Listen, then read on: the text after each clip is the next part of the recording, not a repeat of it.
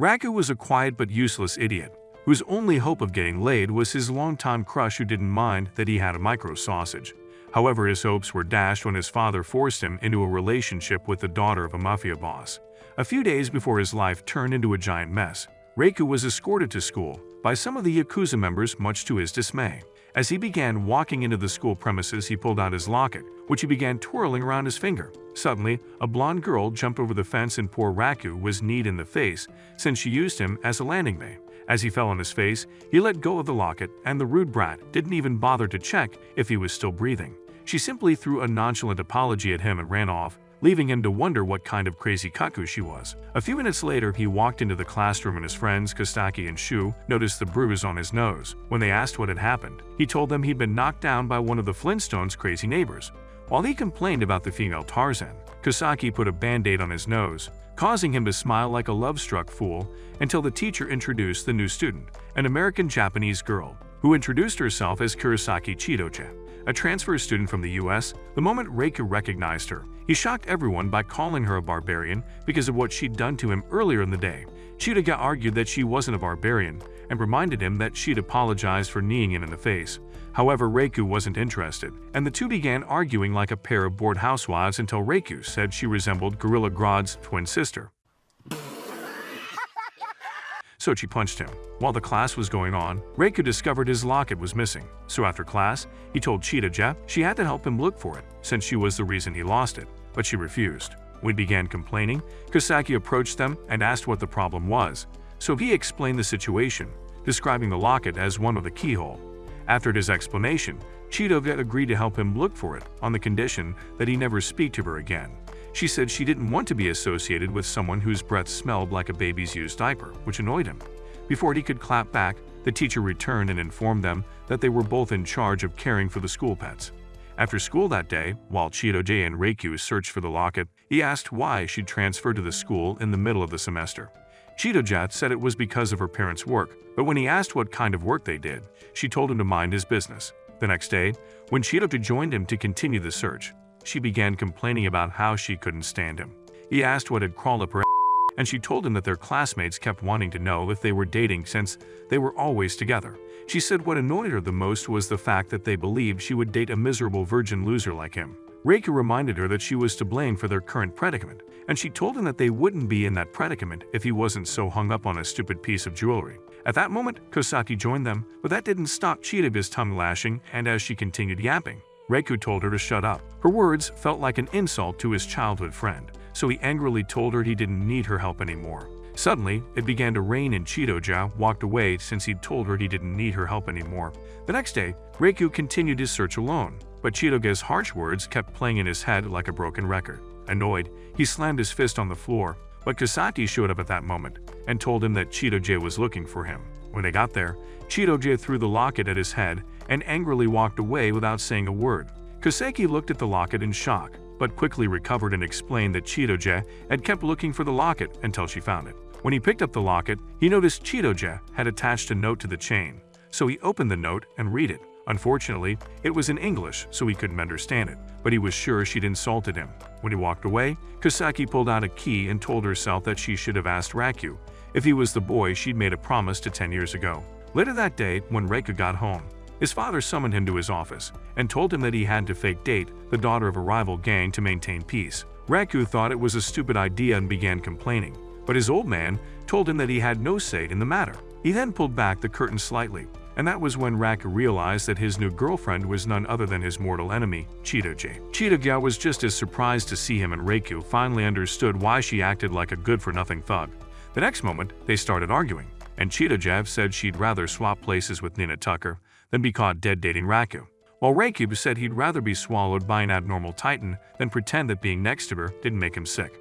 As they argued, the wall behind them exploded, and in walked some Peaky Blinders wannabes, after which the doors on the other side of the room opened and the 47 the Yakuza members rushed in.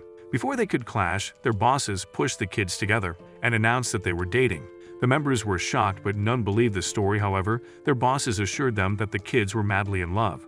Both sides then declared that they would stop fighting so that their young master and young mistress could be a happy couple. Hearing the word couple being used to refer to them made Raku and Chidoge pop off. They began insulting one another and saying they would never date each other, causing both sides to become hostile towards each other. Realizing that an all-out gang war could break out, Cheetah and Reikyu had no choice but to pretend. They put on an elaborate play, calling each other sweet names, hoping it would be enough to prove that they were madly in love. Thankfully it worked, even though their performance was terrible and their feelings were as fake as your girlfriend's plots. Later on, Reikyu and Cheetah sat outside talking, and after Reikyu thanked her for finding his locket, she asked why he was so attached to it. He explained that it had been given to him by a girl he met years ago while on a trip with his father. The girl had given it to him as a symbol of their reunion, and ever since then, he kept it with him. However, he had no recollection of her face or her name, but he was sure that they would meet again someday. To his surprise, Cheetah told him that his story sounded romantic, which made him feel awkward, so he changed the topic. That weekend, Cheetah went to Raka's house to invite him on a date because Claude was suspicious of them. During their date, Reikyu pretended he was on a date with Kosaki, but his reality was Cheetah, and she complained about the cafe, ate like a mannerless pig, slept throughout the movie, and ordered him to buy her juice on their way home. While she waited for him to return with the juice, 4 degenerate sleazebags approached her and asked her to join them, but she said no. Since they were desperate, they kept talking about how they would show her a good time, causing Cheetah to channel her inner She-Hulk. Before she could deliver the first punch, Reikyu got between them and grabbed her hand before running off. They only stopped running when they got to the park, and Cheetah went to the bathroom while Reikyu sat on a bench lamenting. Just as he said he wished Kosaki had been the person he went on a date with, he heard her voice and nearly jumped out of his skin. Kosaki apologized for scaring him and explained that she had spotted him on her way home, so she decided to say hello. Meanwhile, Cheetah was just about to leave the bathroom when she overheard some of the gang members discussing.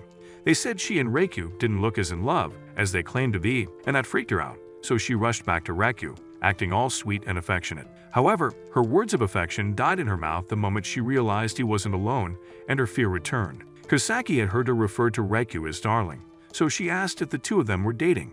Reikyu and Cheetah immediately denied it, but when Raka remembered they were being watched, he became conflicted. Cheetah quickly grabbed his hand and told Kosaki that they were dating, before quietly telling Reikyu to play along. Cheetah then announced that she had somewhere to go and left, so Claude and the gang members retreated as well.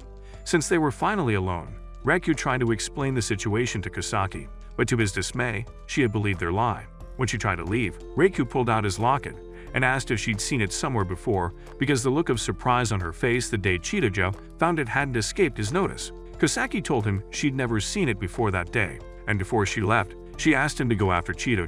The next day, when Reikyu and Cheetah walked into the classroom, they found themselves at the center of everyone's attention. Their classmates congratulated them on their relationship, and Shu explained that some other people had seen them on her date. He didn't give Reikyu a chance to speak and shook his shoulders as he whined about Reikyu leaving the brotherhood of single losers. Just then, the teacher walked into the class and congratulated them, so Reikyu decided to set the record straight. However, before he could get the words out, he felt someone's menacing glare on him, and when he turned around, he discovered Claude sitting on the tree outside their classroom with a pair of binoculars watching them. Cheetah had seen him too, so they had to put on another show for their classmates to avoid their cover getting blown, and everyone cheered for them. After school, Reikyu met Kosaki in the hallway, and while they were talking, someone bumped into Kosaki, causing her to drop the key she always carried around. And when Reikyu saw it, he began to wonder what the key was for. The moment it crossed his mind that it could be for his locket, the idiot dumb screamed in surprise and began sweating. Kosaki quickly picked up the key and told him it was for an old bookcase in her house, after which she ran away so fast that you'd think Muski sang track star just because of her.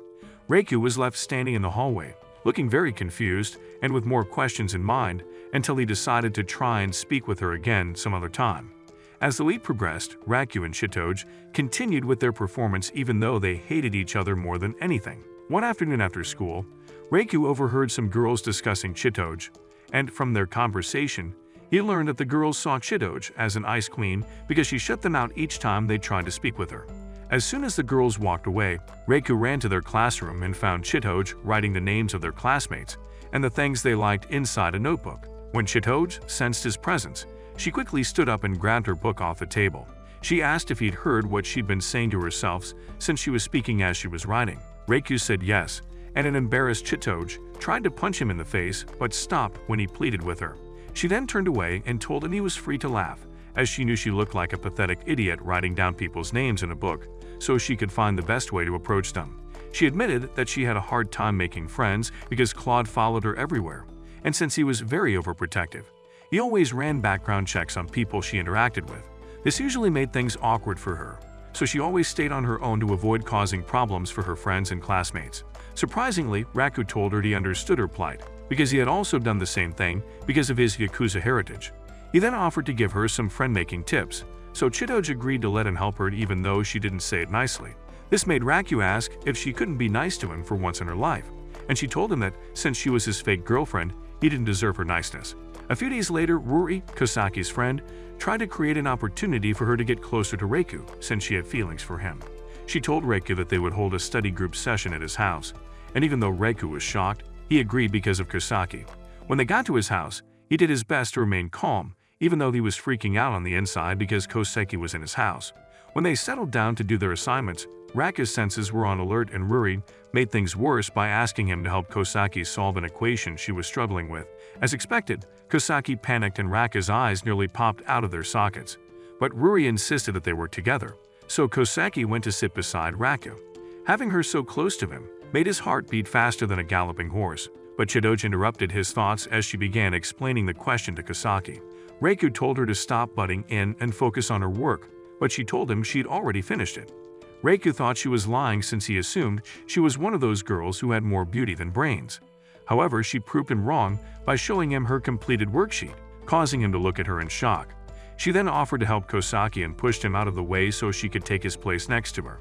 A little while later, Chidoj asked Kosaki if there was someone she was crushing on, and even though Kosaki was shocked, she managed to tell her she didn't have a crush. Her answer made our dumb friend very happy, and Chidoj let it slip that she too didn't have someone she liked. Immediately after she said this, everyone, including Shu, who had been acting like an NPC since the study session began, looked at her like she just confessed to murder. Realizing the mistake she'd made, Chidoj quickly said she'd been joking and Raku backed her up. Their friends seemed to believe them, but since Shu was a nosy busybody, he asked Chidoj how far she and Raku had gone. Everyone was shocked by his straightforward question, so Raku dragged him out of the room to talk some sense into him. Outside, he revealed that he and Chidoj were faking their relationship, and his idiot friend said he was aware. He then asked Raku when he planned to grow a pair of steel balls and tell Kosaki how he felt about her. Raku said he couldn't do that, but Shu told him that she would accept his confession because she also had feelings for him. Raku thought Shu was just making things up so he could confess. However, when they returned to his room, he couldn't help but think about the possibility of it being true. Meanwhile, Ryonosuke and some of the other Yakuzas had overheard Shu's question and decided to give Chidoj and Raku a nudge to help spice up their relationship. They asked Raku and Chidoj to go to the storehouse for some special tea and lock the door after pushing them in. Raku immediately realized his men were responsible, so he decided the best thing to do was wait until they opened the door. The next moment, Chidoj latched onto his back, causing him to freak out until he realized she was scared. As her eyes shined with unshed tears, and she kept clinging to him, Raku couldn't help but notice a few things he'd ignored before. This made him admit to himself that Chidoj was an A-class hottie. But he immediately scolded himself when he realized his thoughts were drifting towards stormy waters. His attention was soon drawn to a nearby ladder by Chidoj, who suggested they climb it and leave through the window. Raku dismissed the idea, saying she wasn't in any condition to be climbing ladders, so she told him to go alone and return with help. Raku said leaving her alone in such a state would be inconsiderate of him, since they were stuck there for a while. Chidoj asked Raku questions to take her mind off things. Their conversation somehow led to an argument about who had kissed more people in their lifetime, even though none of them had gotten their first kiss. Suddenly, Chidoj stopped arguing and told Raku that she no longer felt scared, so she got up in an attempt to climb the ladder. However, she tripped and fell on top of him, and as they lay on the floor, staring into each other's eyes about to kiss, Claude flung the door open. When he noticed the position they were in, he pulled out his gun and began threatening Raku with it as they tried to explain what happened. The next moment, Ruri and Kosaki arrived, and when they saw Chidoj and Raku, Kosaki became so embarrassed that she dragged poor Ruri away, much to Raku's dismay. The next day, Raku overheard Ruri and Kosaki talking about the key Kosaki always carried around, and he was shocked to learn that it had been given to her by a boy she met 10 years ago. Later that day, Ruri asked Chidoj and Raku to join the swim team because they were short on members. Chidoj was happy to help, but Raku couldn't understand why Ruri had made him come to the pool when the swim team was for girls. Just then, Kosaki sauntered into the swimming pool area, and when Raku laid eyes on her, He lost his ability to speak but got distracted by her key. Unfortunately, Cheeto-ja assumed he was shamelessly ogling Kosaki's wobbly melons, so she smacked his head a couple of times. Raikou asked why she was trying to make him dumber than he already was, and she said she wouldn't have to hit him if he didn't act like a lecherous cad. As they argued, Ruri suddenly asked if they had gone to the storehouse the previous day to play 7 Minutes in Heaven. Her question shocked all of them, but Raikou explained that his men had locked them in the storehouse as a joke. Just then, Shu showed up out of nowhere, saying he'd come to support the swim team, but Ruri kicked him into the swimming pool. She then began trying to drown him as she turned to Raikou and told him that she wanted him to teach Kosaki how to swim. Kosaki apologized for the inconvenience, but Cheeto-ja, who had decided to help with her training, told her not to worry about it. While she was still speaking, Shu approached them again and tried to get Cheeto-ja to let him put sunscreen on her. His creepy attitude freaked Cheeto-ja out, so Kosaki kicked him into the wall. Cheeto-ja then demonstrated her swimming technique to Kosaki, but since she swam like an Olympic gold medalist, it was hard for Kosaki to learn from her. Raikou decided to take over and began showing Kosaki the basics, but being so close to Kosaki nearly cost him his life as he bled so much. Kosaki tried to help him, but she almost drowned, so he carried her out of the water and asked if she needed a break. Kosaki told him no, but volunteered to get them drinks to show her appreciation to him. When she left, he noticed her key lying on the floor next to her bag, so he decided to find out if it would open his locket. He tried to put the key in the keyhole, but it didn't fit, and before he could replace it where he'd found it, the girls returned. Kosaki noticed he had the key and asked why he needed the girls' locker room key. Raikou tried to explain, but Cheeto-ja beat him up and tied him up, after accusing him of trying to steal the keys so he could watch girls while they changed. Raikou swore that wasn't the case, and Kosaki believed him because she knew he was too much of a coward to try and peep into the girls' locker room. Ruri then untied him, but said he had to make sure that Kosaki was as good as Michael Phelps by the time of the swim meet the next day. The next day, Cheeto-ja was the first to arrive at the swimming pool, and when she asked Raikou about Kosaki's progress, he told her that she could swim as long as she had a kickboard. This made her call him a useless waste of space, but Raikou reminded the feather-brained idiot that one couldn't learn how to swim in one day. When Kosaki and Ruri arrived, Kosaki thanked Raikou for all his help, and he told her that as long as she did her best, everything would be fine. Eventually, it was time for the competition to begin, and although Renmu advised Cheeto-ja to warm up, she ignored him. This was why, when she began swimming, her legs crammed up and she started to drown. Raikou immediately jumped into the water and pulled her out, but Shu told him he had to perform CPR on her. He claimed Cheeto-ja wasn't breathing, which was a big fat lie, and insisted that Raikou give her mouth-to-mouth since he was her boyfriend. Raikou didn't want to do it, but since he didn't want her to die, he agreed and was just about to place his mouth on hers when she woke up. Cheeto-ja immediately assumed he was trying to take advantage of her and beat him up while Shu laughed at his friend. Later, while Ruri and Kosaki were changing into their uniforms, Ruri noticed Kosaki's key and asked why she had brought it with her. Kosaki said it was because it was important to her, but Ruri told her to stop living in the past and focus on her future. The following day during lunch, Kosaki and Ruri told Cheeto-ja that Raikou had been the one to save her when she was drowning, which surprised her. They advised her to thank him and also apologize for clobbering him like some prehistoric cavewoman. Cheeto-ja then went looking for Raikou, but each time she tried to get the words out and apologized, he said something that got her angry. This caused her to hit him each time, and when she finally had enough, she told Ruri and Kosaki that she was done trying to apologize to someone as dense as a brick wall. As she kept complaining about how he was the biggest fool she'd ever met, Kosaki asked if she was really dating him. Cheeto-ja would have said yes and continued with the lies, but she decided to tell them the truth. Kosaki was surprised to learn everything had been a farce, but Ruri wasn't because she already had her suspicions. Before Cheeto-ja left, Ruri asked if she would step aside for any girl who was brave enough to confess her feelings to Raikou. Cheeto-ja told her she would do so in a heartbeat, but said that no sane person would want to date a low-life scumbag like Raikou. When they were alone, Ruri suggested that Kosaki confess her feelings to Raikou, since he wasn't in a relationship with Cheeto-ja. Kosaki admitted she was scared because she didn't think Raikou would reciprocate her feelings. However, she was willing to give it a shot. Meanwhile, Raikou was on his way to the school zoo when he accidentally bumped into someone, which caused the chain of his locket to break, so he continued on his way, having no idea his locket had fallen. When he arrived at the zoo, Cheeto-ja was already there, and she asked why he'd saved her, so he told her that his body had reacted once he saw her drowning in the pool.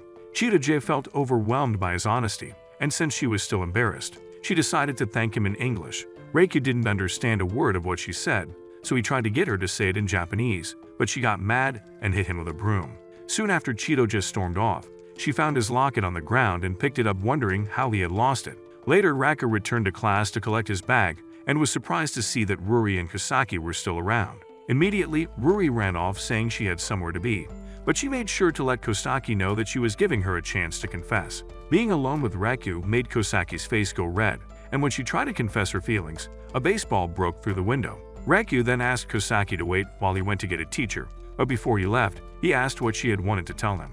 Kosaki told him to forget about it as it wasn't important, so he left her alone. On his way to the teacher's office, he swore to himself as she had wanted to confess her feelings for him, but he didn't think she would do such a thing. That night, Cheeto dropped by Raku's house and returned his fixed locket to him. The next day, a new student named Seishiro was introduced to the class, and to everyone's surprise, he hugged Cheeto very fondly. During the break, Seishiro then told Cheeto he'd heard she'd gotten herself a boyfriend and asked her to introduce them to each other. Cheeto grabbed Raku's arm and pulled him to where she and Seishiro were speaking so she could make the introductions. During lunch, Seishiro told Raku he wanted to have a word with him. They then went up to the roof, and Seishiro asked Raku if he truly liked Cheeto, which shocked him, but he managed to say yes. Seishiro didn't believe him, so he asked if he was willing to die for Cheeto, and Raku said yes. His answer was enough for Seishiro, who suddenly pulled out a gun and asked Raku to die. Before Raku could react, Seishiro had his gun under his chin and began kicking him for having slow reflexes. He said Raku was a pathetic excuse of a man and the most spineless wretch he'd ever met, and swore to win Cheeto's love one way or another, so he could take her away from Raku. Raku was more than happy to let him do so, but then he remembered what would happen if he and Cheeto ended their relationship. He told Seishiro that he wouldn't let him interfere in his relationship, and that pissed Seishiro off so much that he'd have sent Raku to the pearly gates right there and then. Just then, Cheeto burst through the door and asked him to stop, but Seishiro told her that he couldn't sit and watch Raku make a fool of her. So he challenged Raku to a duel. When it was time for the duel, Raku arrived at the location and was surprised to see so many students gathered there. It turned out that Shu had been the one to spread the word, and he was asking the students to place their bets. Seishiro ignored him and tossed a coin to signal the start of the duel, which Raku had made up his mind to win until he saw the ammunition Seishiro was packing. Knowing very well that he wasn't bulletproof like Superman, Raku immediately made a run for it. Seishiro went after him and kept shooting at him, but Raku was able to dodge the bullets, and he did his best to shake Seishiro off. As he chased after Raku, Seishiro said he wasn't man enough, since he wasn't willing to take a bullet straight through his brain for his love like Bruno Mars. Raku argued that the one who wasn't man enough was Seishiro because he had failed to see that Cheeto wasn't some helpless damsel in distress in need of a white knight. The fact that Raku said he wasn't man enough sent Seishiro into a fit of blind rage, and he intensified his chase. To save himself, Raku jumped out of the window into the pool below, and Seishiro didn't think twice about going after him. Raku then pulled an unconscious Seishiro out of the pool and decided to get him out of his wet clothes because he didn't want him to catch a cold. He took him to the locker room and began taking off his clothes, but Seishiro woke up at that moment and pushed him away. Confused by his reaction, Raku tried to explain the situation but shut his mouth the moment he laid eyes on Seishiro's chest. Oh my! At that moment, Raku heard voices coming their way, so to avoid any misunderstandings, he pulled Seishiro into an empty locker. When Cheeto and the others opened the door, they were surprised to see the room empty, and when two other girls arrived, they told Cheeto the girls' locker room was also empty. They asked Cheeto why she wanted them to check the girls' locker room, and she told them it was because Seishiro was a girl, which shocked them. Inside the locker, Raku asked Seishiro why she went around dressed like a girl, so she revealed that Claude had taken her in as a child, and he always treated her as a boy. She said he still had no idea she was a girl, and she didn't bother correcting him because she had abandoned being a girl so she could protect Cheeto. This made Raku say it was a shame as he thought Seishiro was a cute girl, and that made Seishiro feel self-conscious. Suddenly, the door to the locker was yanked open, and Cheeto wasted no time in beating Raku up when she saw what state Seishiro was in. Later, after Raku explained what had happened between him and Seishiro, Cheeto asked who won the duel. Seishiro declared that the duel was invalid because Raku had yet to show her that he was man enough to protect Cheeto. However, when Raku left them alone, Seishiro confessed that she had lost the duel. The next day, Cheeto made Seishiro dress in the female uniform because she kept asking why people assumed she was a boy. However, Seishiro felt uncomfortable in it and complained that if she dressed as a female, she wouldn't be able to keep her promise. Since Cheetah Brian's storage was like that of a 64GB iPhone, she couldn't remember the promise, so Seishiro reminded her. She said it had been on the first day they took a bath together, but Chitoge still couldn't remember and said it didn't matter. She then placed a ribbon on Seishiru's hair to complete her look, and Raku, who walked in at that moment, said she looked cute, causing her to freak out. The next day, Seishiru met up with Claude for her daily training, and he ordered her to take Raku out the moment she discovered his relationship with Chitoge was a lie. That was why, as the week progressed, Seishiru made sure to be the unwanted third wheel in Chitoge and Raku's relationship. One afternoon, Raku informed Chitoge that the teacher wanted them to go to the pet store to buy food for the animals. Chitoge told him to go alone, but he said he couldn't carry everything back on his own, so Seishiru, who was hiding in the bushes, volunteered. Before they left, Chitoge made Seishiru wear a dress, which she was very uncomfortable with because people kept staring at her.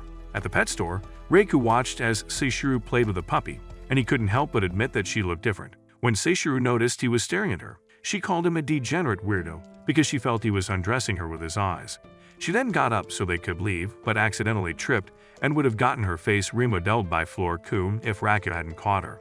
On her way back to school, Raku noticed Seishiru was in pain, and when she took off her shoe, he saw that her feet had blisters. He asked why she kept her shoes on when she was in pain, and Seishiru told him that if she complained about such trivial things, she wasn't fit to protect Chitoge. This made him tell her that he was now convinced that the only thing in her head aside from guns and violence was a big pile of sand. He then lifted her onto his back as he didn't want her walking barefooted, but Seishiru began freaking out. She asked him to put her down, but he assured her he had no ill intentions. As he began walking, Seishiru relaxed and Raku asked her how long she and Chitoge had known each other. Seishiru said they met about 10 years ago and went on to tell him about Chitoge's first crush. Raku found it odd that Chitoge had once been in love because she told him she'd never had a crush before. He then asked Seishiru about her first crush, and she admitted she had never fallen for anyone because she spent all her time caring for Chitoge. This led him to predict that she would eventually experience love, and when it happened, she would be the happiest person alive. His words made her feel special, so she tried to play it off by being mean to him again. That night, she met up with Claude as usual for her training, and when he asked about Raku, she lost focus momentarily. However, Seishiru managed to assure him that there was nothing new about Raku, even though her face was as red as a tomato. The next day at school, when Seishiru saw Raku, she freaked out and began acting strangely. During the break period, she confided in Chitoge and told her that whenever she was in the same vicinity as a certain person, her heart sped up, her face became hot, and she found it hard to speak properly. Believe it or not, this dim-witted fool, otherwise known as Chitoge, said it was most likely that Seishiru was seriously ill. Seishiru said she didn't feel sick, but agreed to go to the hospital if the symptoms persisted. Later, she met up with Claude and told him what she told Chitoge, and just like Chitoge, he asked her to seek medical help. Seishiru decided to ask Shu and a few of their classmates, but none gave her a straightforward answer, so she went to Kosaki and Ruri. They were the ones who told her that what she was feeling was love, and Seishiru freaked out. She refused to believe that she felt anything other than hate for Raku, but the girls insisted that was the case. Ruri even told her that Kosaki was in the same situation, but Kosaki quickly slapped her hand over Ruri's mouth to keep her from saying anything else. After leaving the classroom, Seishiru kept thinking about what the girls told her and imagined herself with Raku. Realizing what she was doing, she tried to get rid of the thoughts by banging her head against the wall. In the end, she went to the garden to sulk, and when Chitoge found her, she told her what Kosaki and Ruri had told her. Chitoge said she wasn't familiar with how people in love behaved as she'd never been in love.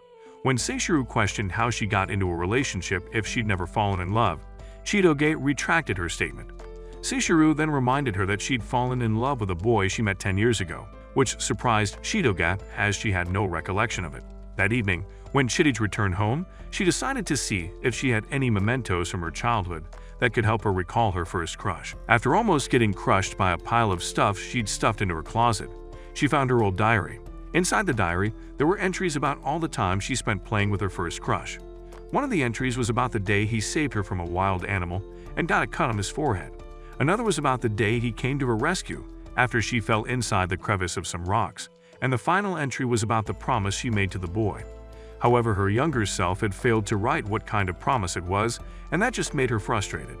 As she tried to figure out what the promise was, she picked up the book and was surprised when a key fell out. Chitoge found it strange that a key had been inside her diary, and she wondered if it had anything to do with the promise she made with her first love. Just then, Seichiro knocked on her window, and when she noticed the serious look on Chidoge's face, she asked if there was a problem. Chidoge told her she was curious about her mysterious first love and said she wanted Seichiro to find the place where she first met him. Seichiro agreed but told her it would have to wait until they returned from their school camping trip. Chidoge was confused as she had forgotten about the trip, but Seichiro reminded her that they were to leave the next day. When they got to school the next day, their teacher asked them to split into their teams as they were about to leave. Chidoge had no idea what she meant by that, so she asked Raku, who explained that they had been split into teams for the trip. Their team consisted of her, Raku, Seichiro, Wori, Kosaki, and Shu. When they got to their destination, the first task the teacher gave them was to prepare their lunch. Raku noticed that Chidoge was very excited, but had no idea she was also lost and thought about her first love. She still couldn't remember him, but knew the only way she'd recognize him was by the scare he got on the date he saved her. She then approached Raku with a bowl of hot water, but accidentally tripped over a log of wood and dumped the entire thing on his head. Raku screamed in surprise, and when he turned to face her, she noticed he had a scar on his head. She asked how he'd gotten it, and he told her he'd gotten hurt while playing with some animals as a kid. This made her wonder if he was the boy she was looking for, but she refused to believe he was the one and walked away. Later, their group went to their room, and Shu suggested that they play a card game, but since he was an insult-brained fool who only thought about making plot, he added a clause to the game. He told them that the losers had to tell everyone the color of their underwear. But after Ruri beat the out of him for being a cultured degenerate, he said the loser had to talk about their first crush. Before they could play the final round of the game, their teacher burst into the room and screamed at them to go downstairs for dinner. After their dinner, the teacher informed Raku that he had a phone call, so he went down to the front desk to take it. He was also completely unaware that Claude was following him, but Chidoge saw and realized he was up to no good. At the front desk, Raku discovered that there wasn't anyone on the line, so he decided to join the others in the bath. However, he had no idea that the bathroom he entered was the female bathroom because Claude had switched the curtains.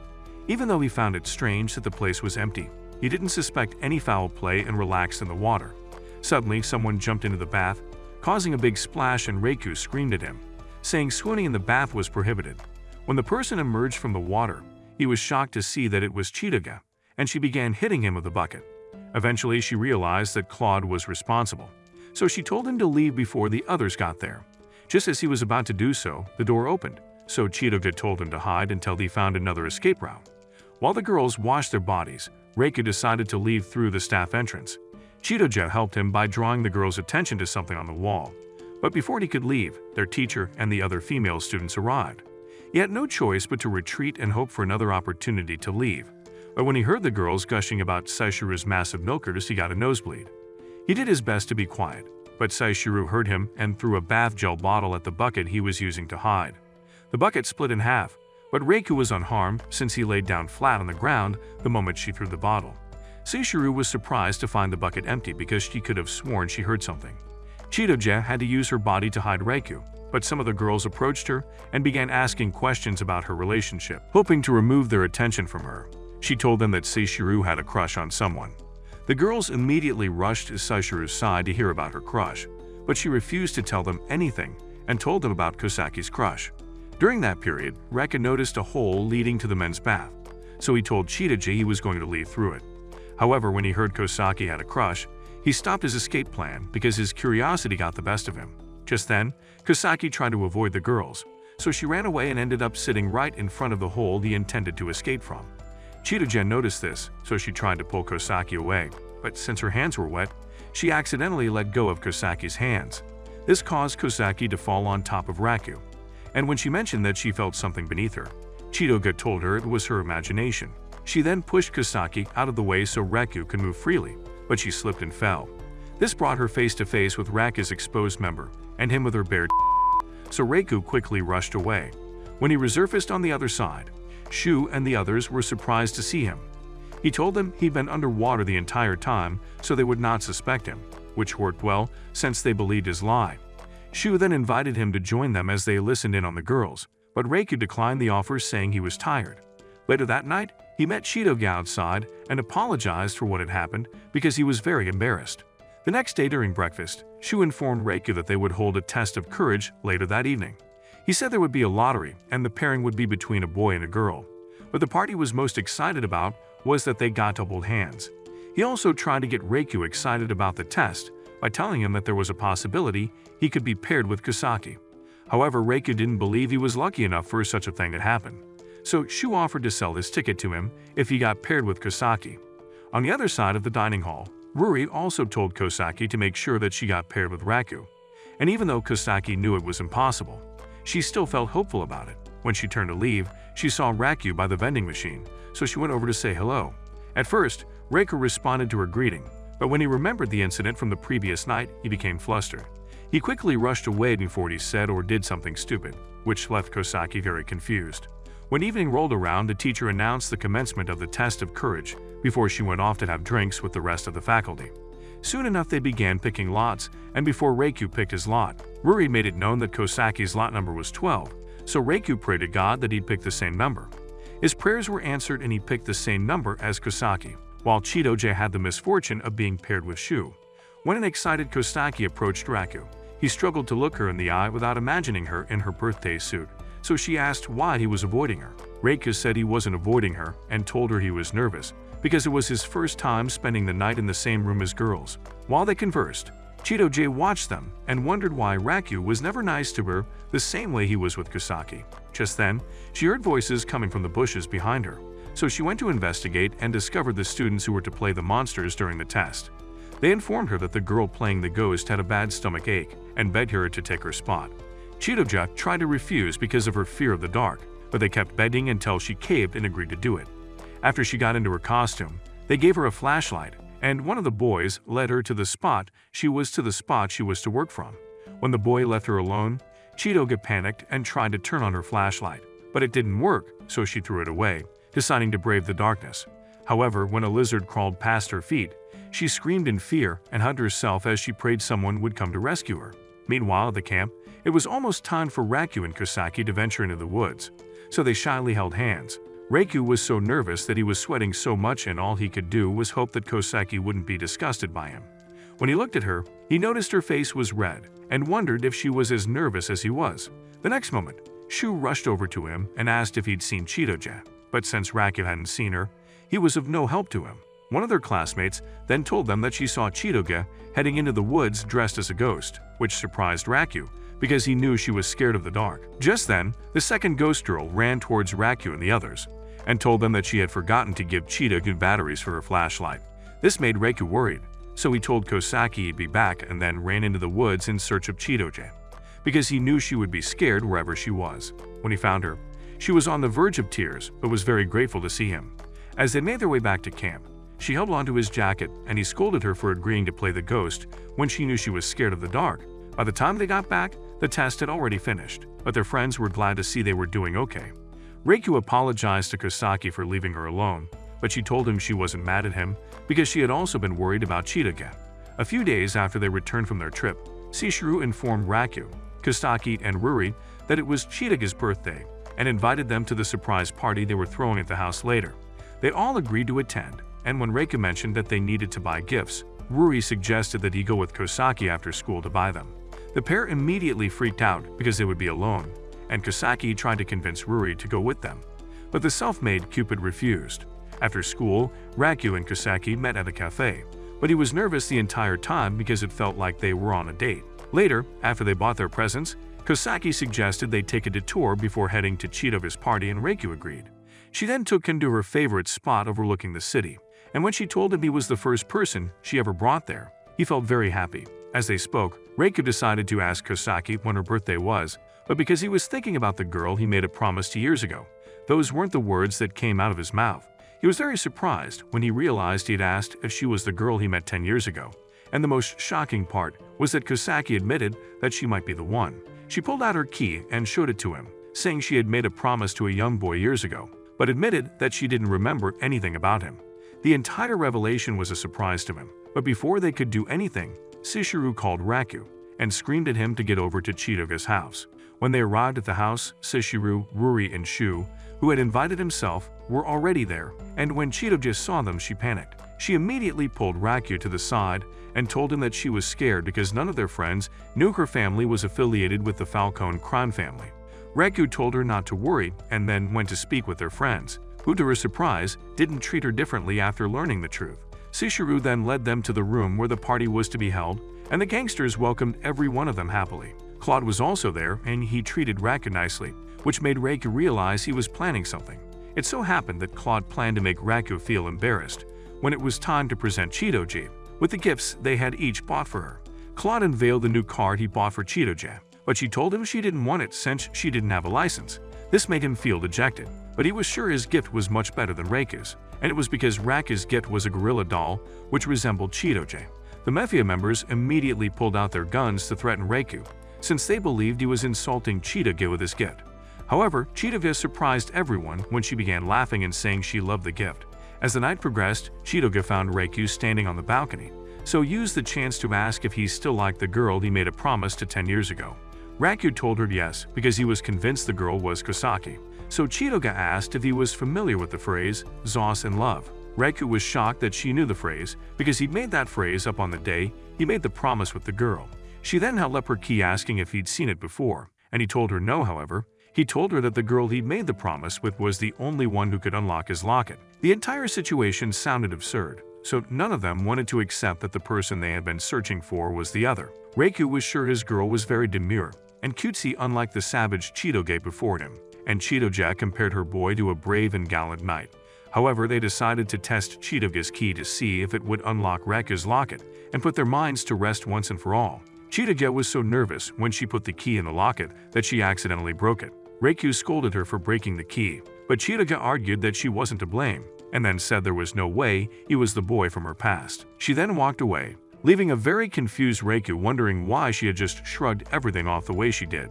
On his way out, Raku met Chitoge's father, who revealed to him that Chitoge and Kosaki had been his friends 10 years ago, which surprised Raku. The next day at school, Shu called his uncle who had given Raku's locket and asked how long it would take to repair it. His uncle told him it would take some time and promised to give him a call once the locket was fixed, which made Raku feel relieved. Later, as Raku walked into the school building, he ran into Chitoge, and they both acted like nothing had happened between them. The moment they got to class, they spotted Claude sitting on the tree watching him. Immediately, they panicked, but Raku recovered first and reminded Chitoge that they had to put on a good show. The next moment, their classmates walked in, so they put on their loving couple act with Raku taking the lead. However, Chitoge's response didn't sound very convincing, and she tried to understand what was going on. Later that day, Kosaki asked Raku why Chitoge was acting strange, but Raku didn't know and mentioned that Chitoge refused to tell him anything. However, he wondered if Chitoge's attitude was related to the possibility that she could be the girl he made a promise to 10 years ago. Kosaki noticed he wasn't wearing his locket and asked where it was, so he told her he had sent it for repairs. During class that afternoon, the teacher told the students that the camping trip photos were on the notice board. Each photo had a number, and they just needed to write down the numbers of the photos they wanted.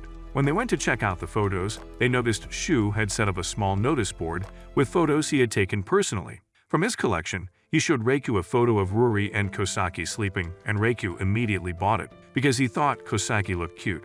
As he began walking back to class, he spotted another picture of Chitoge. Upon closer inspection of the picture, he discovered that Kosaki was in the background, but she was half-dressed. He then decided to take the picture down and return it to the teacher before someone else saw it. Before he got far, he bumped into Kosaki and dropped the picture. So he began panicking because he didn't want her to get the wrong idea. However, when Kosaki picked the picture up, her thumb covered her image so she didn't see it. Raku quickly swept it from her hands and began walking away, not realizing that Kosaki had gotten the wrong idea since she believed he'd taken the picture because Chitoge was in it. Later that night, Raku took the photo Shu sold to him to the kitchen, and as he cooked he wondered if there were any photos from the day he made his promise 10 years ago. This thought prompted him to seek out his father, and when he asked if there were any photos from that day, his father directed him to the storehouse since that was where he kept it. Raku searched the storehouse that night but couldn't find the picture, so when he got to school the next day, he was very tired. When Shu came to invite him to a study session after school at Mickey D, Raku told him he couldn't go because he had something important to do. Shu then told him that Koseki was going to be there, so after school, Raku found himself at Mickey D with the others. However, his mind was preoccupied with thoughts of which girl he'd made the promise to all those years ago. After they placed their orders, Ruri suggested Kosaki sit beside Raku, but Kosaki said it would be better if Cheeto just sat beside Raku since she was his girlfriend. Her answer made it clear to Ruri that something was wrong, but when Ruri asked her about it, she swore there was nothing. When they finally sat down, Seishiro noticed Raku struggling with a problem, so she called him a good-for-nothing failure and said he wasn't fit to be called Cheetah's boyfriend because he was dumber than Kazuma. She then moved closer to him so she could explain the question, and as she did so, Raku couldn't help but stare at her. When Seishiro noticed this, she asked if he couldn't keep his eyes off her because he'd fallen for her, causing him to blush. A few moments later, he shyly thanked her for helping him, and it was her turn to go red with embarrassment. Shu noticed this and began grinning because he was the only one who knew how she felt about Rak, so she beat him up. When she was done, Shu asked Cheetah to interpret an English text for them since she was fluent in English. While Cheetah translated the text, Raku had an internal argument with himself about whose key he hoped would open his locket. When Shu called on him to ask what flavor of milkshake he liked best, he nearly blurted out that he liked Kosaki. As soon as he realized his error, he covered it up by asking Kosaki what flavor she liked, and when she said strawberry, he told Shu he loved strawberry as well. His slip-up had caught Kosaki's attention, and she began to wonder if he'd wanted to admit that he liked her. But she quickly dismissed the thought. That night, when he returned home, he returned to the storehouse to search for the picture, and when he found it, he was surprised. This was because the girl in the photo was neither Cheetah nor Kosaki, so he rushed to the house to ask his father who she was. But his men told him that his father had gone out. At school the next day, the teacher handed their photos to them, and before Raku left class, Shu slipped an extra one into his bag. After school, it was raining heavily, and when Raku saw that Cheetah didn't have an umbrella, he offered to share his umbrella with her. However, the bonehead girl refused his offer and began walking away, using her bag to cover her head, but Raku went after her and insisted she share his umbrella. On the way home, they argued as usual, and when Raku said something that upset Cheetah, she tried to go Satama on him. At that same moment, there was a flash of lightning which scared Cheetah so much that Raku suggested they wait somewhere until the rain stopped, since she was still very spooked by Zuza's show of power. Raku proposed they show one another the photos they received at school. This was enough to put Cheetah in a happy mode, and Raku was glad he'd hidden all of Kosaki's photos so Cheetah couldn't see them. Unfortunately, she found the picture Shu had slipped into his bag, and since it was a picture of her drooling, she became very pissed. Raku quickly explained that Shu was the one who put the picture in his bag, and to his surprise, she believed him. She then went back to her photos, and as she flipped through them, lightning struck. The next moment, Raku found Cheetah in his arms as she had instinctively hugged him, so he couldn't help but stare at her. Their intimate moment was cut short by Raku's father, whose limo had just pulled up to the curb, and he teased them saying they looked like a happy couple. The old man then apologized for interrupting them and told Raku that his fiancée would arrive the next day. Raku was very shocked but assumed his old man had started going crazy because there was no way he had a fiancée he didn't know. His father assured him that he knew the girl and said she was the same girl he made a promise to all those years ago. The next day, a girl named Mariko was introduced to the class as a new transfer student, and the moment she saw Raku, she threw herself on him, shocking everyone. Shu asked if she was an old acquaintance of Raku's, and she proudly stated that she was his fiancée. Immediately the words left her mouth. All the blood drained from Raku's face, and Seishiro told her to back away because Raku was Cheetah's boyfriend. Cheetah and Raku confirmed it by putting on their usual display, but Mariko wasn't fazed and said she could make Raku happier than Cheetah. Seishiro immediately picked up on the way she addressed Cheetah, so she pulled out her gun and demanded she apologize. Mariko told her to put the gun away if she didn't want any trouble, and the next moment, police officers burst through the door. They immediately surrounded Mariko and Raku, and Mariko explained that her father was the police commissioner.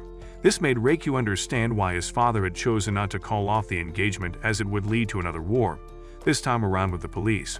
After Mariko ordered her butler and the officers to retreat, he fell to her knees, pretending to be sick.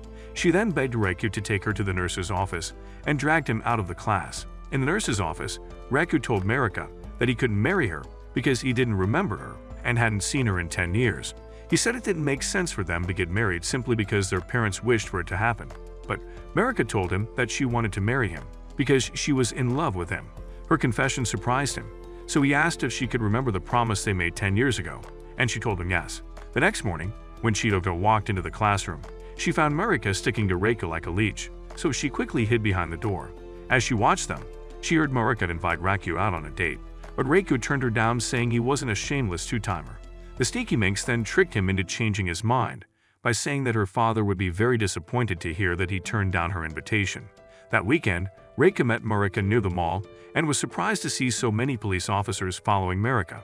She told him it was because her father was concerned about her safety, and when they began walking to the restaurant, they ran into Sashiru, who was dressed as a girl.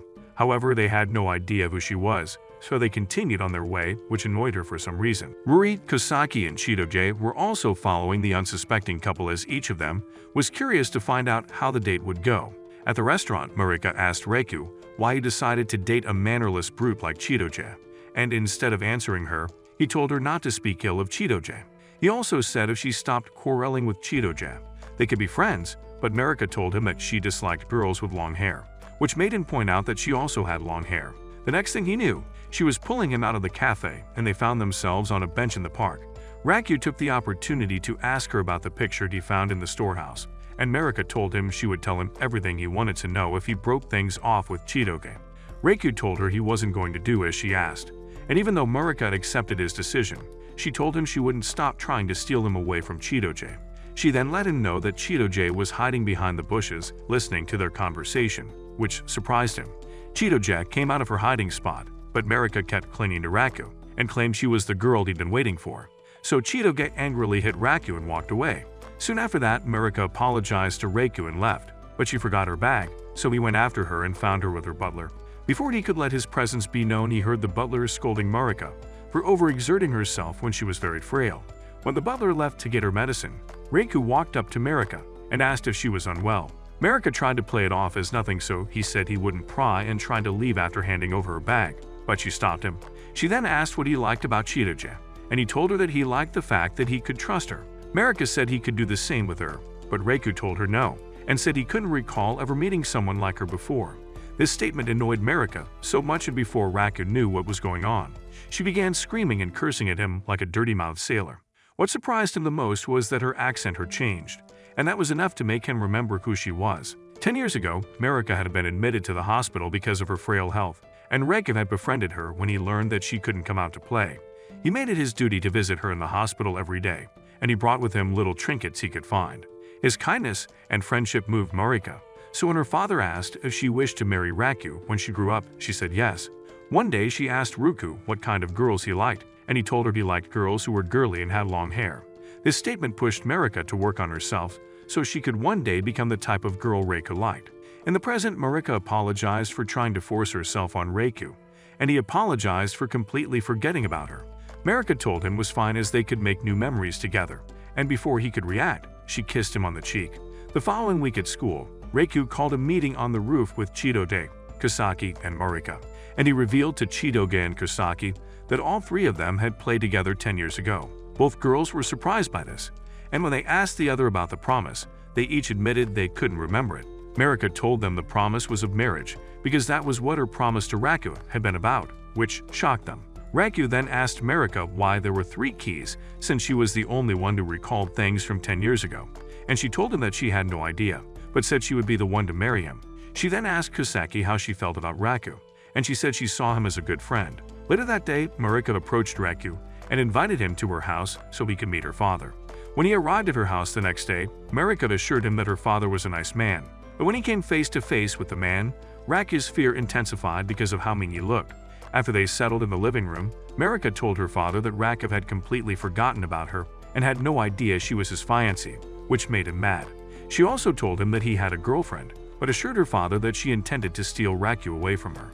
She then excused herself to prepare tea, and since Raku was alone with her old man, he decided to come clean. He told him that he was in love with someone else and said he couldn't marry Marika because of that, but her father told him he still had to keep to the promise he made with his father. After that, Raku decided to leave, and when Marika met him in the hallway, she told him she would do her best to become the type of girl he liked. Raku told her she didn't have to change herself because she was already beautiful the way she was, and that made her blush. When he continued to praise her, she panicked and ran away from him because she couldn't handle his sweet words. A few weeks later, summer holidays began, but the day before it began, Kosaki asked Raku if he could come to her family's shop to help out since their cook was sick. Raku was more than thrilled to take the job, so on the proposed day, he arrived at the shop bright and early. Unfortunately, the first person he encountered was Kosaki's mother, who was in a bad mood and she would have kicked him out if Kosaki didn't show up at that moment. She introduced Raku to her mother and told her he was the one who would replace the cook for the day, but the woman didn't think he was the right fit. Kosaki assured her mother that Raku's culinary skills would rival that of a 5-star Michelin chef, so the woman decided to test him and said if his food was bad, she would send him away. Raku was nervous, but since he wanted to prove himself to Kosaki's mother, he focused on the snack she asked him to prepare, and when he was done, he presented it to her. The woman took one bite of the snack and asked him to marry her daughter, which made Kosaki beg her mother to stop embarrassing her. Thankfully, she listened to her daughter and left both of them alone in the kitchen to prepare the snacks for the day. Kosaki apologized for her mother's behavior and then proceeded to show Raku how their signature snacks were made. Raku pointed out that since she knew all the steps, she had to be very good at making the dish, but Kosaki told him no. She explained that the first time she was allowed to prepare the dish was also the last time she did it, because people had gotten sick after eating it. Soon after they finished in the kitchen, Kosaki's mother informed them that she was going out to run some errands and asked them to look after the shop. After they tended to a customer, Kosaki asked Raku if he still went on dates with Chitoge, and he told her yes. However, she revealed that Chitoge had told her long ago that their relationship wasn't real, which left him shocked and annoyed. Raku began feeling awkward, since he didn't know if he could finally tell Kosaki how he felt, since she knew he wasn't with Chitoge. Suddenly, it started to rain, and Kosaki's mother called to tell her daughter she wouldn't be able to come home. She also said Raku could stay until the storm passed, which made both of them panic. Kosaki quickly rushed upstairs to clean up her room, changed out of her clothes, and placed the picture on the desk upside down so Raku wouldn't get the wrong idea.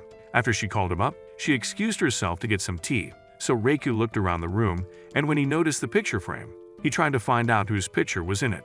Just as he was about to pick it up, she returned, and he had to act like he had done nothing wrong. As they sat side by side, things became awkward. So Raku asked her to show him her old yearbook, and as they went through it, they talked about the past. When they realized it had stopped raining, Kosaki escorted Raku downstairs and bid him goodnight. Raku felt sad because he knew he wouldn't see her again until school resumed.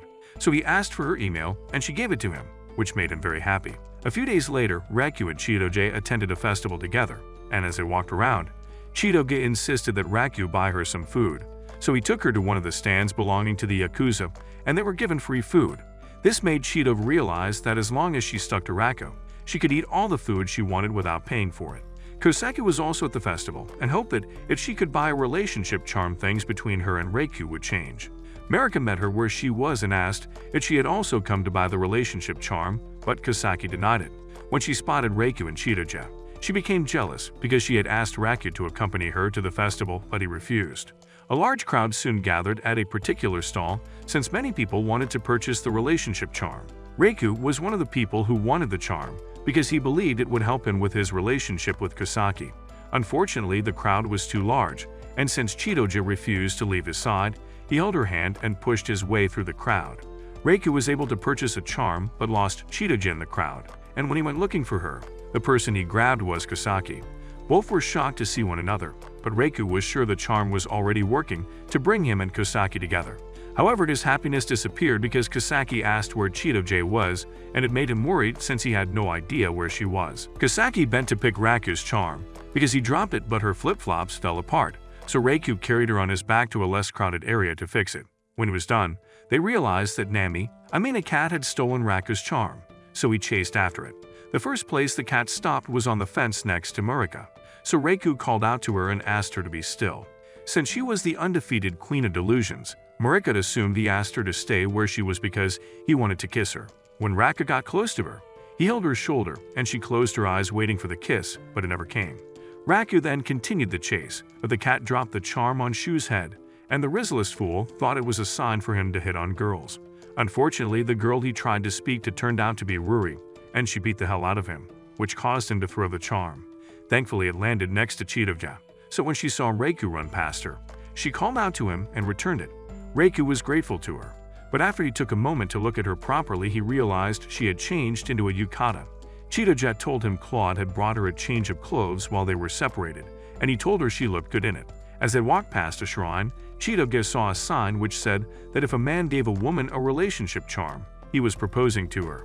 Chitoge laughed at this because she was sure Raku didn't have someone he wanted to give the charm to. The next moment, however, he threw the charm in her direction and asked her to keep it, which surprised her. Cheetah asked if he was sure about his decision, and he told her yes, since he had no idea what she was talking about. In her panic state, her obi loosened. So Reiku offered to help her, but she refused because she wasn't wearing any underwear. Eventually, she turned around and let him help her, but she made sure to blame him for her misfortune. Reiku asked why, and she pointed to the sign, and once he read it, he immediately set the record straight. A few weeks later, the Scooby Gang took a trip to the beach, and the girls couldn't contain their excitement. When they took off their dresses to reveal their bathing suit, Sishiru felt uncomfortable because she had super bouncy flesh bags. The girls decided it would be a nice idea to tease her, so they began groping and pulling at her plots. Marika then tried to get Reiku to put some sunscreen on her, but Cheetah told her to stop acting like some desperate $2 hoe and offered to do it. Marika declined her offer and insisted that Reiku be the one to do it, but he refused. However, Cheetah assumed he was staring at Marika's plots, so she whacked him with her fist. Later, Cheetah and Reiku were assigned to cook dinner, so they went to buy the things they needed and got to work. As they worked, Cheetah's hand accidentally touched Raka's hand and she panicked. Internally, she berated herself for overreacting as she couldn't understand why she getting flustered over a simple hand touch. She was so lost in thought that she accidentally cut her finger, and when Reiku helped her clean it, her face became heated. During dinner, everyone praised Reiku because the food was delicious, but Cheetah was very quiet and Kosaki noticed it. After dinner, Kosaki and Reiku were sitting by the sea talking when Cheetah approached them to tell them that it was time to go to the hotel. When she got closer, she heard Kosaki ask Reiku if she could kiss him, so she stopped dead in her tracks. Kosaki, on the other hand, couldn't believe the words that had just left her mouth, and she freaked out. However, Reiku was fast asleep, so he hadn't heard what she'd said, and when he opened his eyes, she ran away. Meanwhile, Cheetah tried to convince herself that she had heard wrong and walked away. The next day, Cheetah kept thinking about Reiku, so when Kosaki invited her to build sand castles, she was grateful for the distraction. While they did that, she decided to ask Kosaki about her feelings, but Kosaki assumed she was talking about Seshiru and told her that she had a crush. This came as a surprise to Cheetah, who refused to accept that she had a crush on Reiku. That night, while everyone played with fireworks, Reiku noticed Cheetah wasn't there, so he went looking for her. He found her on the other side of the beach, and after he joined her, she asked if things between them would have worked out if they were in a real relationship. Reiku said no and explained that she wasn't his type, so he wouldn't have even tried to date her in the first place. This made Cheetah tear up, so before he could apologize to her, she ran off, leaving him confused. A few days later, school resumed, but Kosaki noticed that Cheetah was being cold towards him. Before he could ask what the matter was, she would announce that their class would put on a Romeo and Juliet play, and insisted that Cheetah and Reiku play the lead roles, but Cheetah refused. This led to the role being passed to Kosaki, and Reiku was very excited about the opportunity fate had given to him. Later, when Kosaki went to the teacher's office, she saw the picture Reiku had been holding the day they returned from camp and asked the teacher why she had it. The teacher explained that Reiku had returned it to her because he'd noticed she was half-dressed in the background. During rehearsals, Marika kept butting in and interrupting Kosaki, and when Reiku complained about it, she said she was also rehearsing. She said as Kosaki's understudy, she was supposed to rehearse as well, but he pointed out that she was messing up the lines. Later, they tried on their costumes, and Kosaki took Raku's breath away when she came out of the dressing room in her costume. A few days later, Kosaki tried to speak with Cheetah again, but they ended up arguing. She told him she was tired of pretending to be his girlfriend, as it was tiring, and said they were nothing but strangers. This angered Reiku, so he agreed with her and said her father must have been wrong about them being inseparable years ago, so she slapped him. The slap was so loud that their classmates rushed outside to see what was going on, but Reiku and Cheetah had already parted ways. On the day of the play, Kosaki had an accident and sprained her ankle, so she couldn't perform. Marika was also out with a cold, so the teacher said if they couldn't find someone to take Kosaki's place, they would have to cancel the play. Kosaki began to feel bad and blamed herself for the show being cancelled, so Reiku went to find Cheetah, hoping she would help them out. He found her making pancakes in one of the classrooms and dragged her outside to speak with her. He begged her to take on the role of Juliet and said he was willing to put aside their differences to make sure that the play was a success. Cheetah said he was lying and told him that after all the things he said on the beach, she was convinced hated her. This made him realize that the reason she'd been pissed at him was because of the beach incident, so he apologized. He'd assured her that while he didn't think she was girlfriend material, he didn't hate her. Upon hearing this, Cheetah smiled and agreed to take the role as long as he didn't mess things up. Before the play began, they spotted their respective families in the audience, so Cheetah told him they had to put on a good show. When it finally began, Chitoge delivered her lines perfectly, which surprised Reikyu since she only glanced through the script. However, she soon forgot her lines and had to improvise, but to Rakyu's surprise, the audience loved it.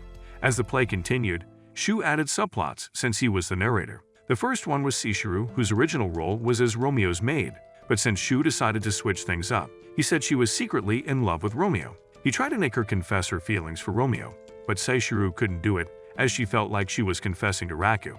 She eventually got pissed and tried to beat Shu up, but she was restrained and taken off the stage. The next subplot was Marika, who came on stage claiming to be Josephine, Romeo's true love. This made the audience start calling Romeo names, so Raikyu tried to contain the situation by saying he couldn't be with Josephine because they were siblings. Still, Josephine insisted that their blood ties could not stop the strong love that she felt for him, so Raikyu decided to play dirty. He said he didn't want anything that would stress Josephine out because he cared for her too much, and that was enough to make Marika faint from overexciting. The last and final obstacle was Claude, who introduced himself as Juliet's elder brother, and he said if Romeo wanted to be with his sister, he had to fight him. He then began attacking Raikyu, who tried to save himself by throwing bricks at him. Unfortunately, he pulled one of the bricks, holding the set, and it came crumbling down on both of them. Everyone watched with bated breath, and when Raikyu emerged from the rubble, they cheered him on. He then resumed his role, and when he got to his Juliet, he delivered his lines as best as he could. This prompted Chitoge to deliver her lines without any mistakes, and when she told him she loved him as Juliet, she meant it as Chitoge. After the show, Chitoge joined Raikyu outside, and the two sorted out their differences after apologizing for the hurtful things to one another. Later, when the class celebrated the success of their play, Ruri forced Raikyu to take some creeps to Kosaki. While he spoke to Kosaki, she thanked him for saving the show, but admitted that she felt sad that she hadn't been able to play the role of Juliet. This made Raikyu take her to the roof dressed in their costumes, and they reenacted the final scene. Even though Raikyu had added a few more lines, Kosaki was very glad that he'd agreed to make a new memory with her. Who do you think is Raikyu's mystery girl? If you want to find out, let us know by commenting more. Also, don't forget to like and subscribe to our channel. Until next time,